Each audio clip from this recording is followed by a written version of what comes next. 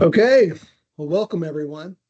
Welcome to Full Pipeline and Full Hearts, our podcast where we discuss really dynamic keys to franchise development. Today's topic is really awesome, something we could all benefit from, either as a great refresher or reminder, or maybe it could be a new skill set for you to delve into as well. And that is the power of questions.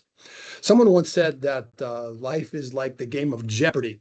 All the answers are there in front of us. All we have to do is ask the right questions. Asking questions is an amazing skill. It's usually a skill set that is usually fine-tuned later on in our careers. Typically, we start our careers learning about industries and product knowledge and processes, right? But then when we really get into the art of communication and engagement and influence, that's really when questions really become an important part of our skill set. And I think you would agree it's not just a business skill or a selling skill, it's really a life skill. My former employer, mentor, Tony Robbins, says that the quality of our life is equal to the quality of our communication. I think we can all agree with that, right? Our relationships are really based on effective communication. Business is all about relationships. Personal lives are all about relationships. And, questions is a huge component of that. And I think it's something that's really overlooked in our society. So I'm really excited to delve into this topic with you a little bit. And of course, applying it to our business here at BAI as franchise brokers and consultants. I first want to go talk about this. Let's talk about what questions do, right? In the conversation, what do questions do? What power do questions have that statements do not? Well, one, questions, of course, gather information. That's pretty basic. And by the way, sometimes that's where a lot of professionals kind of stop is, they ask questions to get the information that they know that they need, but they kind of struggle to go beyond that into some of the deeper levels of engagement in utilizing questions. Number two, questions build rapport, as people, of course, love to talk about their favorite topic, which is themselves. Number three, questions equal control, right? The person who is asking the questions, especially if they're good questions, is the person who's leading, influencing, and in control of the conversation. Fourth, questions determine the competence of the other person, right? Think about an interview. You ask questions and then you get the feedback after the question, and that feedback can help you assess somebody's confidence, somebody's competence, as well as other traits as well. Also, questions is a great way for you to demonstrate your competence and your competence as a professional as well, right? Also, questions can reveal your competence and authority by the quality of your questions that you ask. Maybe you've heard somebody say this to you before. Wow, nobody's asked me that before, right? So that's a great example of how a great question can get people thinking in a way that they'd never thought before, and they see you in a much different light as an authority, as a trusted advisor, not just because of the knowledge you possess, but because of the questions that you ask. A couple more questions, of course, gain agreements and decisions, of course, very important in business. And then the last type of question, things that questions do, is questions determine thought and focus, right? I can ask someone a question and determine what it is that they're focusing on, right? So let's increase our understanding of just three types of questions. I like to break them down to three different types of questions. Let's explore these a little bit just to help you get more conscious of the questions that you're asking, right? Get more conscious of the questions that you're asking. Focus on getting better and better at this amazing skill. So number one, the first type of question that we've already discussed, but this is not so much I want to do a lot of teaching on. This is just more about awareness. And that is the basic information gathering role, right? Of course, it's important in business for us to understand the situation, and asking questions is a great way for us just to acquire the information that we need. Pretty basic, right? Oftentimes, getting a questionnaire done is this another way of these questions being asked. And you guys, we should know that AI is really kind of taking over this role of asking preliminary information gathering questions, right? We ask questions like, what's your income level, your savings, your professional experience, your email, of course, your phone number, those types of things. Are you married, et cetera, et cetera. But then the questions get a little bit more dynamic when we start getting into a person's preferences. Of course, very important in sales, right? What's most important to you in this opportunity, within this transaction? What is your criteria? What are your preferences, right? Do you have preferences in a particular type of business model or industry? Do you have preferences in a geographical range? Do you have preferences in the role that you would play within the business, the role of technology? What are your preferences there? So we start getting a little bit more in depth with questions as we start getting into criteria, what's important to you. So again, this is very important part, but at the same time, I also want you to realize that being able to ask information gathering questions, it's necessary, but it's not the game changer you're looking for. It's not going to separate you from the competition, right? And it's not going to inspire your clients to take positive action. It's just more about kind of loading yourself with the information that you need to be able to customize your communication. Very important, but again, typically a skill set that the vast majority of professionals tend to have. And we want to take it to the next level of influence and persuasion and engagement. So number two, the second type of question I want to explore with you, and we'll get into more detail. I'm gonna give you a bunch of examples, and that is agreement and decision questions. Very, very important in business and in sales, and of course, getting deals done. I want you guys to note this. I'm sure you've heard this before, but just a great reminder. Small agreements create a rhythm of agreement and build towards easier and more comfortable decisions, you guys. Right. And this is something we do normally. This is not some manipulative, way to get people to buy things that they don't want. This is not what this is about at all. This is just natural communication and influence. And a lot of times we do these things without even realizing it.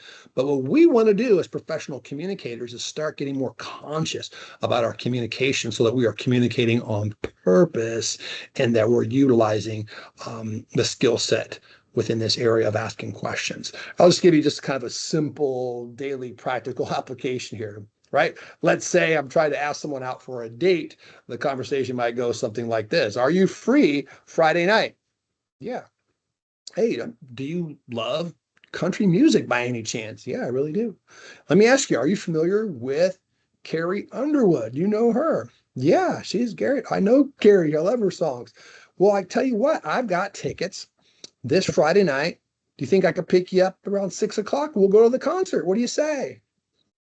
That would be awesome, right? So just the way we string up some simple questions, get a rhythm of agreement, and it makes it easier, doesn't it? Right? It makes it easier. A great exercise for you to do is to, just get the pad and the paper and the pens out and just start writing. Start getting these questions into your nervous system, into your brain as part of your normal vocabulary. Intellectually understanding the things that we're talking about today is one thing, but then creating these habits of communicating more effectively is the work that needs to be done, right? And so I really want to encourage you guys to get a pad of paper out and start practicing and writing down questions that you think are particularly good and interesting and applicable and relevant to your business. So I just wrote down, I just did the same exercise last night. So I'll just share with you some questions that I wrote down just to get the juices flowing. And I want to encourage you to take out your pad and pen and do the same. So again, these are questions to get agreement, questions to get decisions, right? So here we go. Do you think you are ready for business ownership? If you find franchising, or I'm sorry, if you find a franchise that meets all your criteria, are you ready to move forward before the holiday season? Franchising is about executing a comprehensive system. It's not about creating a business, it's about executing a business. Let me ask you, are you coachable? Are you sure? Sometimes just a little tie down, they call it. Are you sure about that? Right? Because let's face it, some people need to create their own thing, and that's okay. But in franchising, in order to be successful, it's important that you're coachable and willing to execute the systems that are provided to you. Are you willing to do that? Yes. Right. Do you feel like the company values and culture that we're looking at here? Do you think this is a good fit for you from a culture standpoint? Yeah. Let me ask you this. Is your husband 100% on board? Right? Well, I don't know, maybe not quite 100%. All right, fair enough. Let me ask you, you know, can we get both of you guys on a call and let's see if we can get them from 80% to 95? What do you say? All right. Based on your ambition and financial growth goals, I assume you're looking for multiple territories. Is that correct? During our evaluation process, can I count on you to engage, respond to all the communication, and to be on time? Can I count on you to do that? When you go to Discovery Day, you are under no obligation whatsoever. I want you to be comfortable. I want you to relax. At the end of the day, franchising is all about relationships, right? So you're really there to see if you connect with the franchisors and if you feel like these are people you could be in business with. Would you agree with that sentiment that ultimately business comes down to relationships? That's really important. Yeah. I also know that you are really excited about this opportunity so far based upon our evaluation. And let me ask you, if Discovery Day goes fantastic and you really know in your heart of hearts that this is what you want to do, then I want you to know we're looking at the very next training opportunity for new franchisees is in November. Let me ask you, can you see yourself being ready for training in November? Is that a possibility? Good question. You guys get the idea. And remember, we never want people to feel that we are interrogating them. That's not what this is about. It's not about machine gunning people with agreement or closing tie down questions. It's about getting natural with these questions. It's about expanding our capacity to ask questions, right? And getting really comfortable and natural with asking questions by asking agreement questions in a natural, thoughtful way. It can really help us stay aligned with our clients and help them get to a point where they can make a much more comfortable ultimate decision to move forward. All right.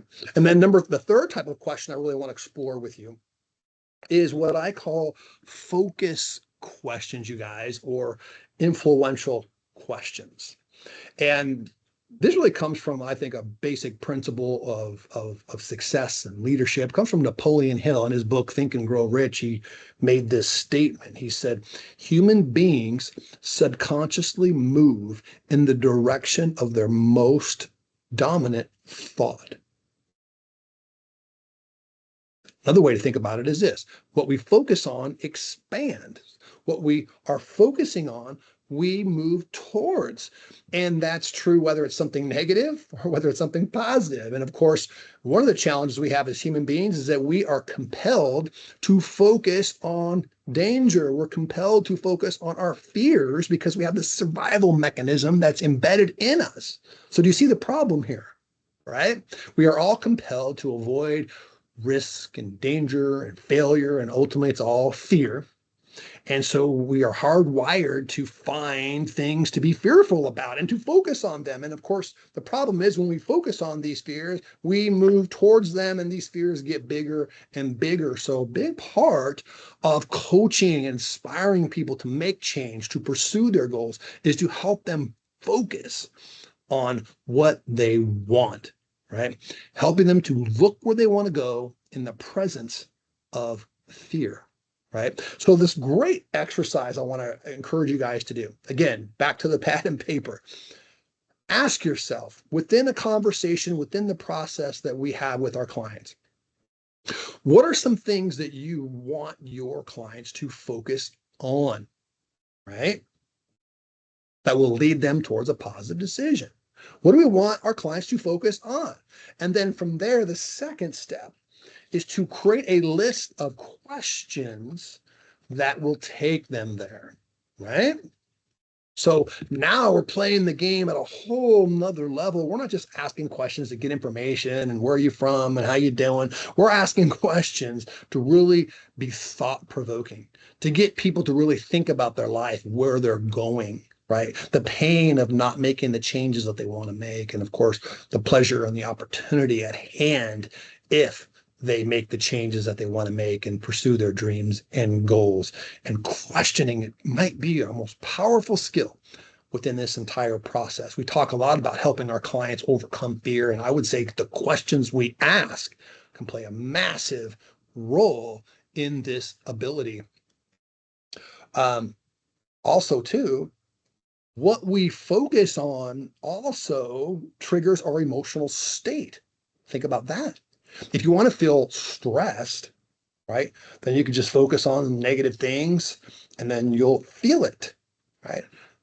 Contrary, if you focus on the potential, the victory, expecting success, visualizing great things happening, if you focus that way, your body, your physiology, your emotions will respond to that as well. So I can't understate the power of being able to really master focus questions that are thought-provoking, questions that get people focusing in a direction that's going to take them where they want to go.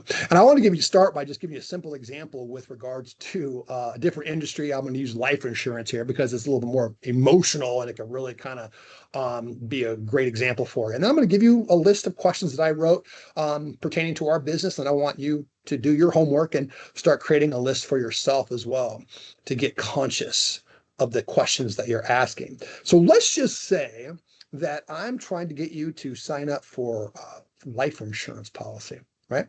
So consider this question. Mr. Jones, as the breadwinner for your family, God forbid something were to happen to you, but if it were to happen to you, as the breadwinner of your family, what would that mean? You know, what are the financial ramifications to your family, to your wife, Sharon, and the kids? What kind of financial stress would that put them in? Right? So what I'm doing is I'm getting Mr. Jones here to focus on the pain of not having a security blanket for my family in place, right? Now, on the other hand, I could switch the question a little bit and get Mr. Jones to focus on the pleasurable experience, the benefits of having an insurance policy in place. The question might be something like this. Mr. Jones, let me ask you this. You walk out of here today now knowing that you have $1 million tax-free benefit right there for your family if something were to happen to you. Just knowing that that's there for them, how do you think that might help you feel, not down the road, but how do you think that would help you feel today? How would you feel knowing that that's there? Yeah. Would it be worth it? Right? So let me ask you, this monthly premium, can we get you into a monthly premium, a couple $100 a month without taking any food off the table? And we can make this happen for you and your family. You get the idea, right? So that's the kind of the power of questions. Let's talk about how we could apply this in our business. Again, I just took out my pad paper and started writing down some questions. And again, this is your homework as well. There's no magic bullets here. This is just about, again, getting conscious of the skill of asking questions. And here I go. I'm going to rattle off my list real quick just to help you maybe get the general idea. And then you can start working on your own list. Why do you want to be a business owner? Pretty simple. Questions don't have to be super sexy. They could just be real straightforward, simple, and thought-provoking, right? What do you think it takes to be a successful franchisee? What is your superpower in business and as a leader that you've developed over the years, right? What do you attribute your success to, Mr. Jones? Right? Let me ask you this. Do you envision your family being involved in the business? What does that look like for your family, this business opportunity? How will it impact their lives? Some more questions. How soon do you see yourself opening a second or third location? Right? What is your favorite brand so far that we've looked at? What is your favorite brand so far? Which one is it? And what do you like the most about this opportunity? Right? Above all, what are you hoping to see or experience at the Discovery Day coming up next week? Let me ask you, Bob, what does the future hold for you in corporate America? Let me ask you, is corporate America really interested in you right now at this point? Right? Next, my clients often tell me that they are tired of putting their future in the hands of someone else. They want to feel like they are in control of their own destiny. Let me ask you, have you ever felt that way? Right? How long have you been feeling that way? Right? A franchise can help you retire really well because a franchise is a unique investment because it does two things. Number one, it generates an incredible amount of cash flow potentially, but it's also an asset at the same time. If you think about it, a lot of times retirement products and investments might provide a future nest egg, but they don't provide the cash flow now that a successful franchise can do. And of course, at the end, when you have a liquidity event, you're building an asset as well. Let me ask you a question. Have you ever thought about that part of a franchise? Do you see this being an important part of your ability to retire the way you want to? Okay. A franchise owner is far more likely to succeed than an independent startup. Why do you think that is? Right? So a lot of times we might just kind of ask or give that statement and provide people that information. It's going to be more powerful for you to get people to focus and to engage when you ask them the question. Turn the statement into a question. And here's a great self-assessment when you think about your previous conversation that you've had with somebody. Think about what your statement to question ratio was like, right? Were you asking like 100 statements to every one question? If so, then we really got to implement more questions into your natural way of dialogue. Give that some thought as well. Here's some more questions. How do you feel about building your own team? Right? How long have you been wanting to fire your boss? Right? Can you think of a time in your life when you were about to make a big change? And it was maybe a little bit scary, maybe a little stressful, but you know what? You persevered, you broke through. And then as a result, you are now stronger because of it. Do you have an experience like that? Tell me about that. Okay. If you love this business opportunity, do you think you would regret it if you didn't go for it? They say that we regret most in life, not the things that we wish we did not do, but we regret most in life the things that we did not try. And let me ask you something. Do you agree with that sentiment? And do you feel like that sentiment applies here in terms of you becoming a businessman? Do you think you'd regret it if you never did it? And let me ask you, have you considered the risk of not getting started before the holiday season, right?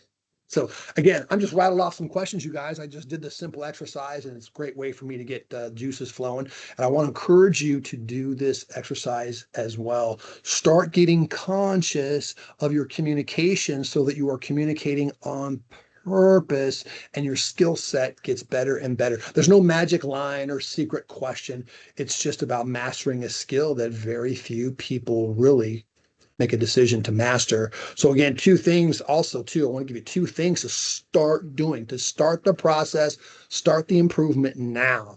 One is do the homework, start writing down questions and reading through them. Get these things into your nervous system, into your brain. I know intellectually you understand what I've been sharing with you, but now it's about creating habits and improving the actual communication that we're doing on a daily basis. And then what I might suggest is start by selecting a few questions that you really think are particularly thought-provoking, and just consciously decide, I'm going to make sure I ask these three questions. I really love these questions. And I want to make sure that I ask these three questions on today's call. Right. And then just notice what happens when you ask these questions. I want you to feel it. I want you to feel the improvement in the engagement, the higher level of communication, the better connection, right? And you'll see, you'll feel and experience the clients thinking about the questions that you are posing. So again, you guys, this is just an awesome skill to develop. I hope this conversation kind of gets your juices flowing and makes you make a recommitment to get better and better at this skill. And here's a question for you. Do you think that by improving the skill of asking questions, do you think that you can inspire a few more candidates to follow through, take action, and pursue their dream of business ownership? I think it's up to you. Well, only one way to find out, right? And that's to go do that. So, you guys, the power of questions. We explored 3 different types of questions today. We got these basic information gathering questions, which are important and necessary, but typically not the big game changer, not what separates people who are truly influential. We also talked about, agreement, decision making, closing questions, getting those agreements on small things so that bigger decisions become easier. And then the third type of question we talked about are focus questions, influential questions, questions to get people to focus on what they want, focusing on the pain of not making a change, of not taking an action, getting people to focus on the future, the benefits, the opportunity at hand. You guys, in addition to just matching people with brands, we have an opportunity to inspire people to pursue their dreams. And that's pretty darn awesome, right? So thanks again for engaging here today. Remember, full pipelines and full hearts. Can't lose.